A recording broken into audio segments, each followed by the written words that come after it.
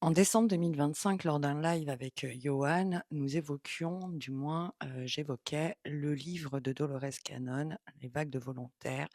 Donc vous allez retrouver à la fin de cette vidéo cet extrait. Donc là, au vu de certaines tensions qu'il y a au niveau mondial, euh, il ne faut pas oublier que l'être humain doit être impacté de différents moyens pour pouvoir voir les choses sous un autre angle et voir où sont aussi les priorités.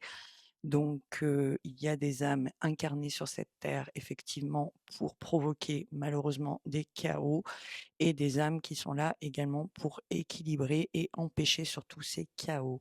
Donc chacun et chacune, en fait, avons, dans les semaines et les mois qui arrivent à, comment vous dire? À reprendre en fait notre pouvoir et commencer à changer ce monde.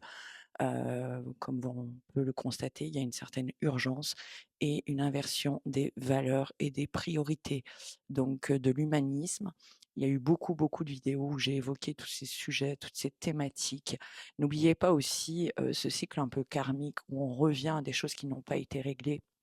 Il y a de ça, il y a quelques années, par exemple, notamment lors du Covid, où le monde avait été impacté et les prises de conscience, malheureusement, n'ont pas été faites de partout et chez tout le monde.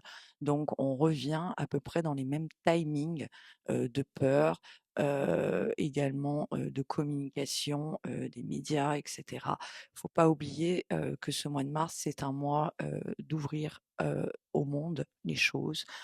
C'est un mois également qui peut être gouverné par une énergie vraiment de feu, de combat, etc., tant mystique que terrienne. L'humanité a toujours agi et réagi aussi par rapport en fait aux événements, par rapport à la confrontation, à la vie et à la mort, aux fins de cycle et des choses assez violentes en règle générale. Donc malheureusement, c'est vrai que nous traversons quelque chose de fort, de puissant, et à chacun et chacune vraiment de faire ce que nous avons à faire pour stopper. Alors il peut y avoir également des manifestations nombreuses contre ces événements et également des mobilisations des femmes face à ces événements et ces éléments qui sont en train de se produire.